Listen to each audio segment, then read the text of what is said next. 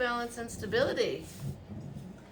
I've done various things where I film people walking. So I do walking assessments so I can see how the body's moving or not moving together. And then after we do exercises or body flossing, I'll have people walk again. And some of the extraordinary things that have happened is I've done this pelvic floor exercise we're about to do, and that's it. Sometimes more, sometimes nothing more. And people get up and walk differently just after what we're about to do here. And I noticed recently there's a fellow in Dubai who's a Pilates teacher who's come up with a workshop called the pelvic foot. So I think he's figured that out. So we're sitting on a ball. The ball is for proprioception, but also, if you've noticed, sitting on an unstable surface basically keeps you moving, but it also, if it's done well, being unstable will inspire your stabilizer. So the body has mechanisms that actually help us stabilize. So one of them is this. So first we're going to lengthen the knees and our spine will come forward, and we're just going to roll the ball back and forth a little bit. And I would say engage your abdominals here. Feet are grabbing the floor, something that's critical for balance and stability and standing. And also we're looping up our hips, so we're doing gentle movement in the hip joint. The low back will be moving. The core's working a little bit. If you want to try to Kegel, we're going to do some Kegel work in a second. Now you're going to pause, see if you can feel it floaty. And then we're gonna go a little bit to your left and my right, and your right and my left, I think. So we're not being crazy aggressive.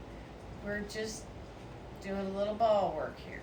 So we're making an east-west axis, so to speak. We just did north and south.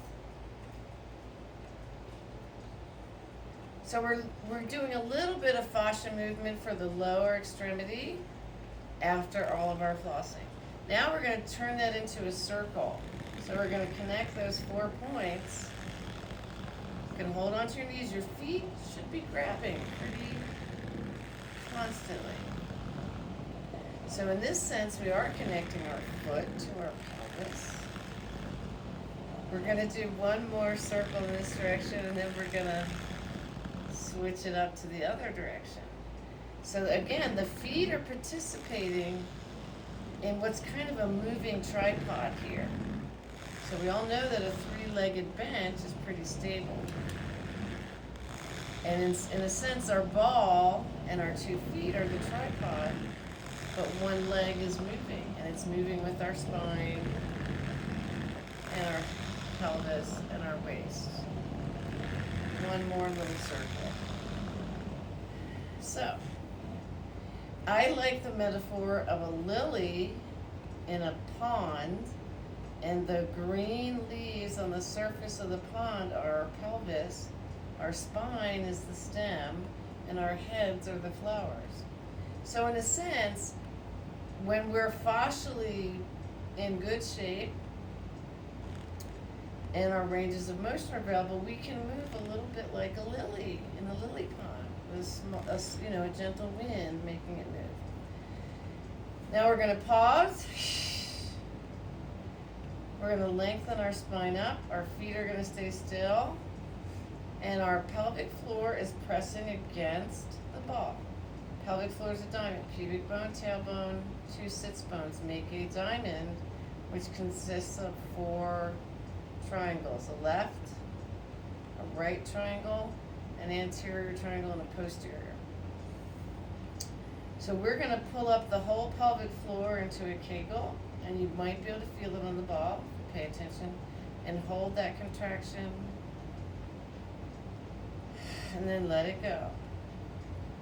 One more. Now I'm noticing, because my right hip's out, my right side of my pelvic floor feels different than my left.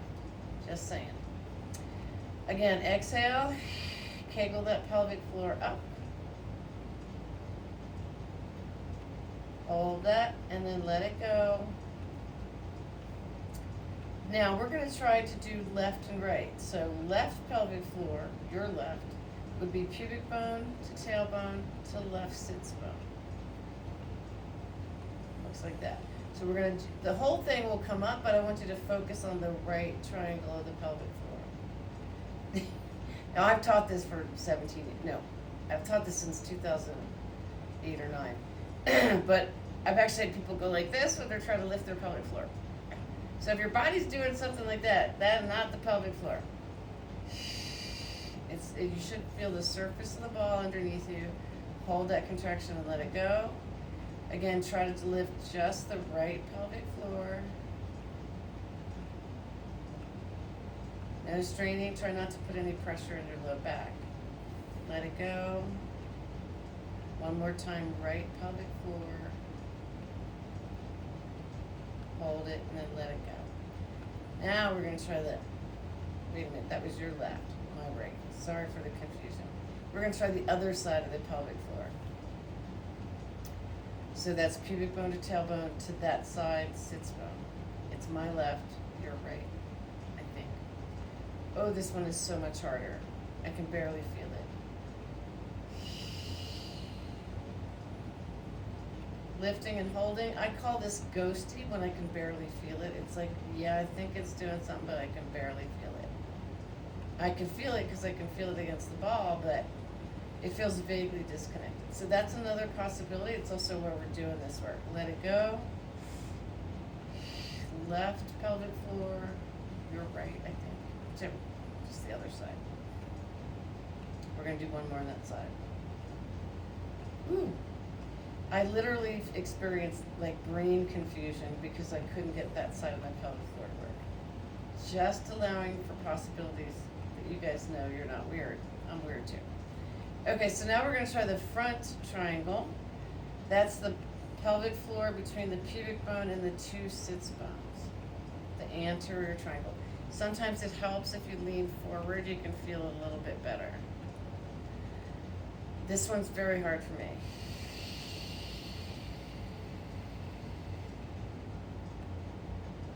And I'm going to try to hold it, even though I can barely feel it. And let go. If it helps you to close your eyes, you might want to do that. Again, pubic bone to each sits bone, anterior triangle of the pelvic floor. Lift and hold. Let it go one more time. On the exhale, I swear to God, dragon breath helps me feel my pelvic floor more. Hold it, let it go. Ooh. Last one. Posterior triangle is tailbone to the two sits bones. That one's usually easier for folks. So we're going to lift that posterior triangle, feel your tailbone and your two sits bones. Try to pull your pelvic floor up from there. Hold it, let it go. One more time. Posterior triangle. Tailbone to each sits bone.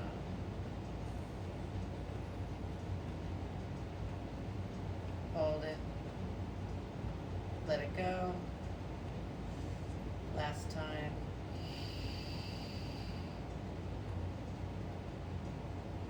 Pulling that up. Hold it and let it go. Oddly enough, that made me feel pressure in my low back. So,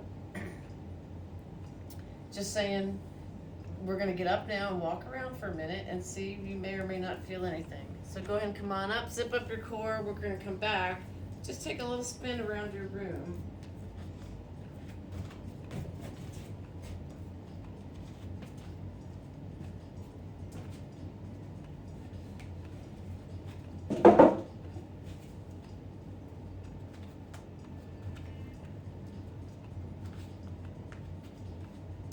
Okay, so we're just going to do a little ankle and foot mobilization. I am certainly more aware of my pelvic floor now. That was a soft surface. I learned that Actually, I think it was 12 years ago in San Diego at a giant conference. There must have been 200 women in the room, all sitting on really hard balls. It hurt, but we felt it. So you can experiment with that. I find it to be a really useful pelvic floor exercise if you need to work on pelvic floor. You can experiment by sitting on different balls with different harnesses. I've seen it recently taught with somebody sitting on a blanket. I kind of like the ball better, but do a couple of ankle circles. We're going to march in place for a minute. And if you have ankle weights, this is a good time to grab them. We're going to do some slow, sticky walking.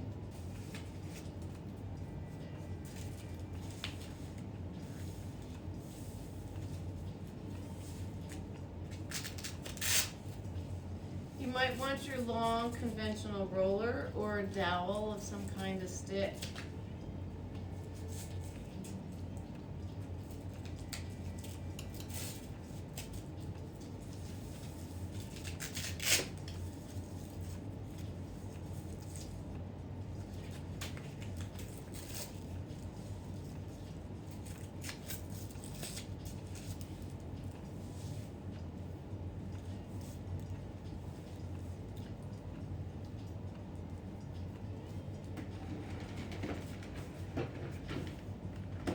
You can use a chair or a roller or a dowel.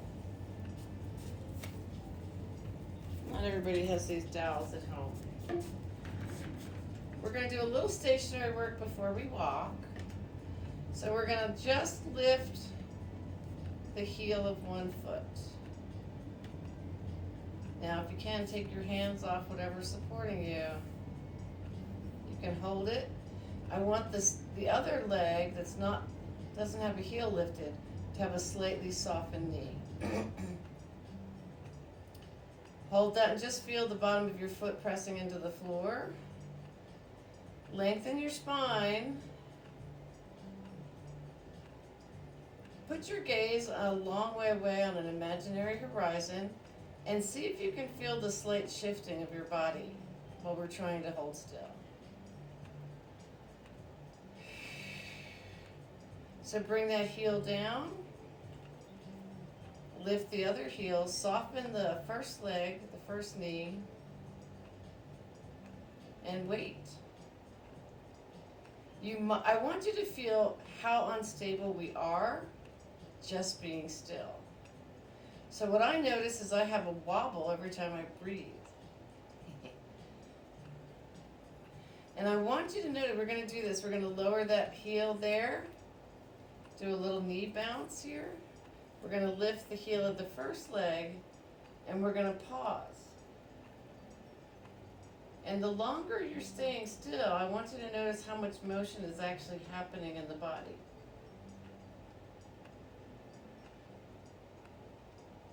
I feel a little wobbling as my body tries to find absolute still. It's difficult. The standing leg that's not lifted, the knee should be soft. Notice how different things engage as you talk or breathe or turn your head left, back to center, and slow right. Oh, that's so hard. It's a lot of work, isn't it? Go ahead and lower that heel. We're going to do the other side. So, first knee is soft. Second leg, the heel is lifted. We're going to hold still. Notice any slight movement. See how your foot has to grasp the floor in order to still and quiet that wobble. See how the whole leg might be working? The leg that's not lifted. Once you find your stable, turn all the way right.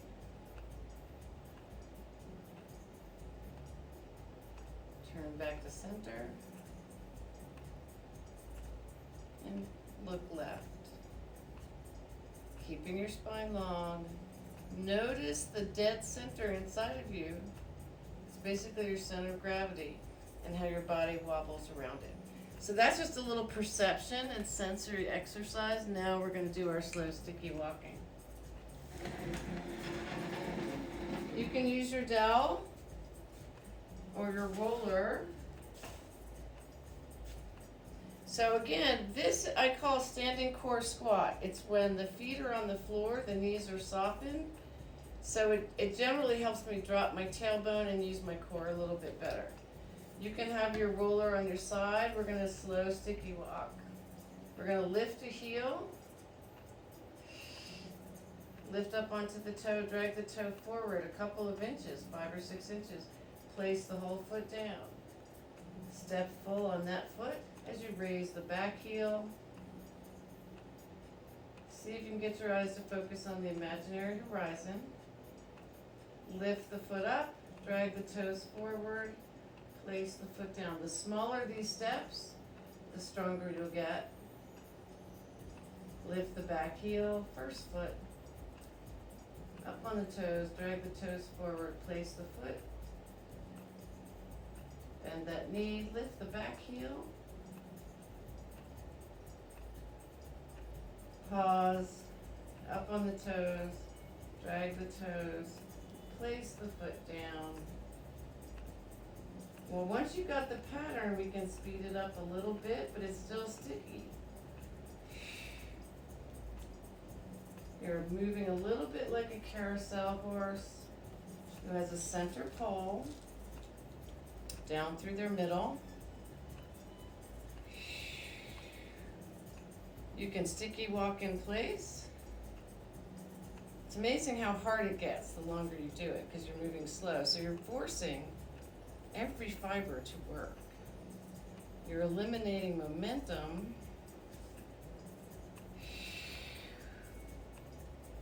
Notice how the whole foot works, the heel, the arch, the metatarsals, and the toes. Slow walking like this, you're going to train your feet to work.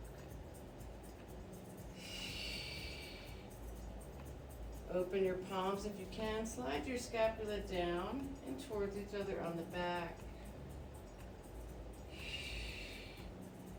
Make sure you're inhaling and exhaling.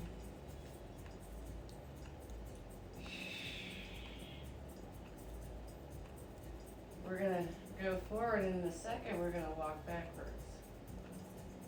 Whole foot works. Heel strike, roll through, push off. Now pause with one heel up like we started. Hold that. Feel your spine lengthening. Place that heel down as you begin to move backwards. Knees stay bent so you don't fall over. Drag the front foot back. Place that foot. Front heel raises. Drag it back. Heel raises, front foot, drag it back. Place that foot. Heel raises, drag the foot back. Place that foot. Front heel raises. Drag it back. Place that foot. Front heel raises. Drag the foot. Place that foot. Now we're going to march in place, but I want sticky feet. I want you to feel like your feet are fully coordinated with your ankles. Notice how your core has to work when you keep your chest high and your shoulders back and down. So a little bit of a close-up if I can get it here. So, whole foot is working.